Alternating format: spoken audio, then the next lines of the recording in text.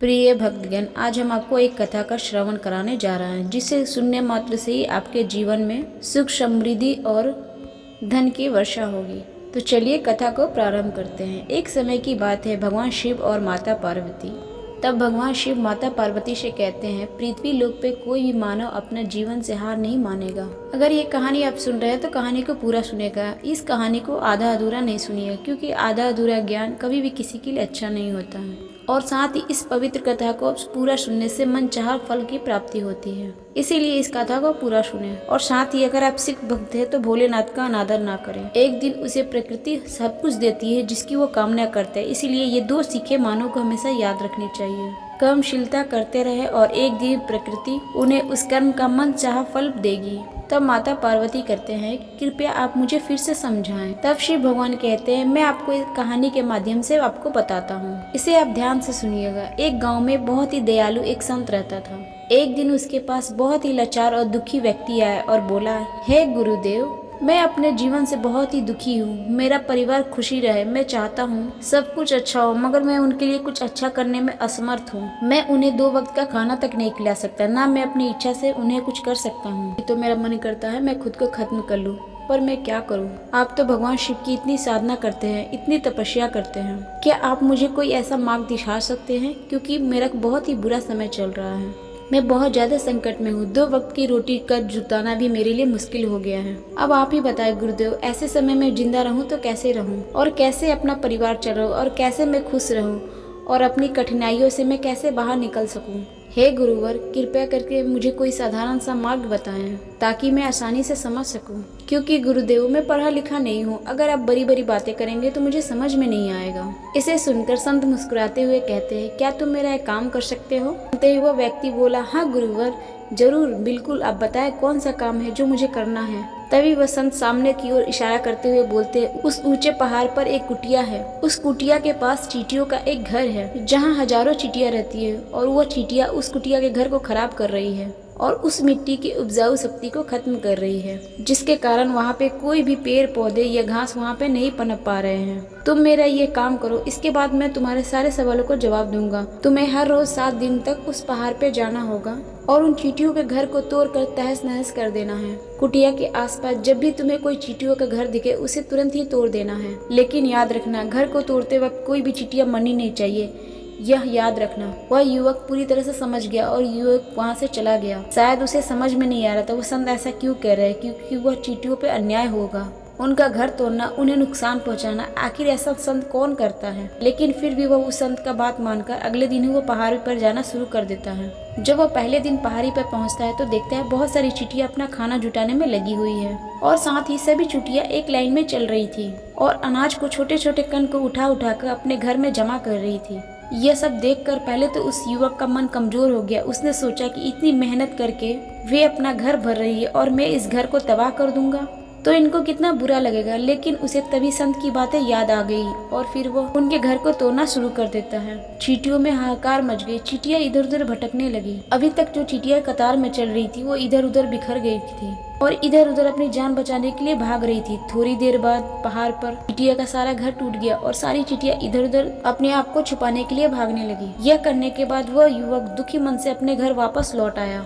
उसका मन बहुत ही परेशान था, दुखी था। फिर रात में वो अपने बिस्तर पर लेटे लेटे सोचने लगा, अब तो उन चींटियों का घर तबाह हो चुका है, अब उन्हें वापस जाने से क्या मिलेगा? क्योंकि चींटियों का घर तोड़कर तहस नहस करने के लिए संत ने कहा था, जो मैंने कर दिया है। लेकिन फिर वह सोचा और अगले दिन वहां जाने का निश्चय किया। अगले दिन जब जहां वहां का पहुंचा तो फिर से उसने देखा चींटियां वहां फिर से घर बना चुकी थी और साथ ही अपने घर में फिर से वह सामान इकट्ठा करने के लिए चल रही थी कतार में। वो आदमी देखकर कहा, चींटियां ये कितनी मूर्ख है, इनको पता है कल ही इसी जगह पे उनका घर तबाह किया गया था और फिर उसी जगह पर इन्होंने अपना घर फिर से नया बना लिया। यह सोचकर वो आदमी हंसने लगा। लेकिन फिर से वो संत की बात याद करते हुए उसने उन चींटियों का घर फिर से तबाह कर दिया। फिर से उन चींटियों में हलचल मच गई और थोड़ी देर में वो चींटियां इधर उधर अपनी जान बचाने के लिए भागने लगी। कुछ ही देर में उनका घर फिर से नष्ट हो गया। अब वो युवक थोड़ा सा संतुष्ट महसूस कर रहा था। इस बार मैंने उस घर को पूरी अच्छी तरह बर्बाद कर दिया है। अब तो यहाँ चींटियां अपना घर बना ही नहीं सकती। इसलिए जाने से पहले उसने उस घर पे ठंडा पानी डाल दिया ताकि चींटियां वहाँ पे अपना घर न बना सके। अब इस तरह वो अपना कार्य पूरा करके वो युवक फिर से अपना घर लौट आया। उस रात सोते समय फिर से वो उसी विचार में लग गया। क्या संत ऐसा कराकर सही कर रहे हैं?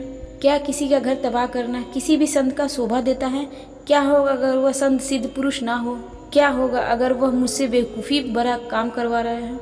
लेकिन फिर से उसने निश्चय किया, मैं अपने काम को पूरा करता हूँ, उसके बाद ही पता लगेगा कि संत उससे ऐसा क्यों करवा रहा है। तो वो रात भर सोचता रहा। अगले दिन वह सुबह उठकर उसी पहाड़ी की ओर निकल पड़ा। पहाड़ी पर फिर से वह उसी जगह पे पहुँचता है जहाँ पर उसने चींटियों के घर को तबाह किया था।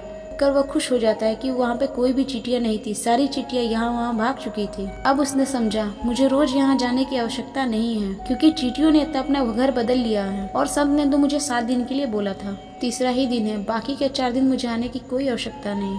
और इसी सोच में उसने निश्चय किया कि अब वो सीधे संत के पास जाएगा, उन्हें सब बात बता देगा। जब वो वापस उस पहाड़ी से संत की ओर बढ़ता है तब उसकी नजर एक और घर पे पड़ी जो कि चींटियों ने ही बनाया था। अब वो चींटियां नए घर में बस चुकी थी। उनका नया घर पुराने घर से थोड़ी ही दूर पे था। जब उसकी नजर उस चींटियों वाले घर पे पड़ी तो उसे पता था कि शायद गुरुदेव को पता था कि ये अपना घर बदल सकती हैं, इसीलिए उन्होंने मुझे 7 दिन का समय दिया था। यह विचार करके वो उनका नया घर भी तोड़ने के लिए जा पहुंचता है। फिर देखता है चींटियां उसी तरह अपने कार में लगी हुई थी। वो अपने लिए खाना इकट्ठा करके अपने घर में जमा कर रही थी। उनका जो टूटा हुआ पुराना घर था वहाँ पे अनाज के कुछ कण इकट्ठा थे, जो चींटियां वहाँ से भी अनाज के कण ला रही थी वापस अपने नए घर की ओर। अब यहाँ पे उस युवक का मन फिर से कमजोर पड़ गया। वह युवक खुद ही वक्त का मरा हुआ था, इसीलिए वह युवक को चींटियों के ऊपर दया आ गई। वह सोच रहा था मैं चींटियों की मदद करूं, लेकिन उल्टा वो उन पर मैं नुकसान पहुंचा रहा था। उसने संत की बात याद करके उसने फिर से चींटियों का घर तोड़ने का निश्चय किया और उसने इस बार बड़े ही सावधानी के साथ बिना चींटियों को नुकसान पहुंचाए उनका घर तोड़ दिया। परंतु उसे इस बार वक्त थोड़ा ज्यादा लगा, क्योंकि चींटियों को नुकसान नहीं पहुंचाना था और उसने बड़ी ही सावधानी के साथ उस घर को तोड़ दिया। उस घर को तोड़ने के बाद वो पहले से भी ज्यादा दुखी था, क्योंकि उसने उनका नया घर भी तोड़ दिया था। वो उन चींटियों को बसने ही नहीं दे रहा था। अब वो अपने आप को शैतान समझ रहा था। लेकिन फिर वो संत की बात को याद करते हुए वो अपने घर की ओर दुखी मन से चला गया। रात में सोने से पहले उसने फिर से एक बार सोचा, मैं कितना बड़ा शैतान हूँ, कितना बड़ा दाना हूँ। पुराना घर तो छोड़ो, उनका नया घर भी मैंने तोड़ दिया। मैं उन चींटियों को कभी भी बसने ही नहीं दे रहा हूँ। वो चींटियां मेरे बारे में क्या सोच रही होंगी, वो कितनी तुतकारती होंगी। लेकिन फिर भी उसने अगले दिन जाने का निश्चय किया। अगले दिन सुबह सुबह फिर से वहां जा पहुंचा। वह यह देखकर बहुत ही ज्यादा आश्चर्यचकित हो गया। इस बार चींटियों ने एक और जगह नया घर बना लिया था और साथ ही वह पहले से भी ज्यादा ऊर्जा के साथ कार्य कर रही थी। अब वह फिर से अपना अनाज इकट्ठा करने लगी थी। यह देखकर वो आदमी सोचने लगा, यह चींटियां किस मिट्टी की बनी हुई हैं? मैं इनको बार बार भगाने की कोशिश कर रहा हूँ, ये यहीं पे अपना घर बार बार बना लेती हैं। क्या इन्हें पता नहीं है मैं इन्हें कभी भी यहाँ बसने नहीं दूंगा? बड़ी ही तवज्जो की बात है। यह चींटियां दिखने में कितनी छोटी है, लेकिन फिर भी यह मुझसे हार नहीं मान रही है। इस बार उसने गुस्से में इस घर को तोड़ना शुरू कर दिया, लेकिन इस बार तोड़ते समय उसके पैरों के तले चींटियां कुछ मर गई। और कुचलने के बाद जब वह अपने अहंकार से बाहर आया तो उसने देखा गुस्से में उसने उन चींटियों को कितनी क्षति पहुंचाई है। उसका मन पश्चाताप से भर गया और वो रोते हुए अपने घर की ओर बढ़ गया। रात में सोते वक्त उसने सोचा, मैं उन चींटियों पर बहुत ही ज्यादा अत्याचार कर रहा हूँ, अब मैं उन पर और ज्यादा अत्याचार नहीं कर पाऊंगा। और यही सोचकर अगले दिन उन चींटियों के लिए अपने घर से थोड़ा आटा लेकर वो पहाड़ी पर जा पहुंचा। आज उनके प्रति उन चींटियों के लिए श्रद्धा का भाव और उल्लास बढ़ा हुआ था। आज वो उन चींटियों की मदद करना चाहता था। जब वो जहाँ पहुंचा तो फिर से चींटियां अपना नया घर बना चुकी थी और उसने बड़ी खुशी के साथ उन चींटियों को अपना लाया हुआ आटा खिलाया। अगले 3 दिन तक वो ऐसा ही करता रहा। वो हर रोज सुबह जाता, उन चींटियों को आटा खिलाता। जैसे ही 7 दिन हुआ वो युवक हाथ जोड़कर गुरुवर के पास पहुंचा। हे गुरुवर, मुझे माफ कर दीजिए, मैं उन चींटियों का तबाह करने का बहुत ही कोशिश किया। मैंने उनका घर तबाह भी किया, एक बार नहीं बल्कि 4-4 बार। उसके बाद मैं हिम्मत नहीं कर पाया। मैं समझ सकता हूँ मैंने आपके कार्य को पूरा नहीं किया और इसके बदले आप मुझे वह तरीका भी नहीं बताएंगे जो मुझे मेरे बुरे समय से बाहर निकाल सकता है। लेकिन मुझे इसका कोई खेद नहीं है। मुझे पता है जो मैंने किया वो सही किया, इसलिए मैं वापस जा रहा हूँ। हे गुरुवर, कृपया आप मुझे मेरे घर जाने की अनुमति दीजिए। यह सुनकर वसंत मुस्कुराते हुए कहते हैं, ठीक है चले जाओ, लेकिन पहले तो थोड़ा जलपान तो कर लो, थोड़ा ठहरो फिर चले जाना। इसके बाद वह संत उस युवक के लिए पानी लेकर आते हैं। पानी पिलाने के बाद वह संत उस युवक से पूछते हैं, तुम मुझे बताओ,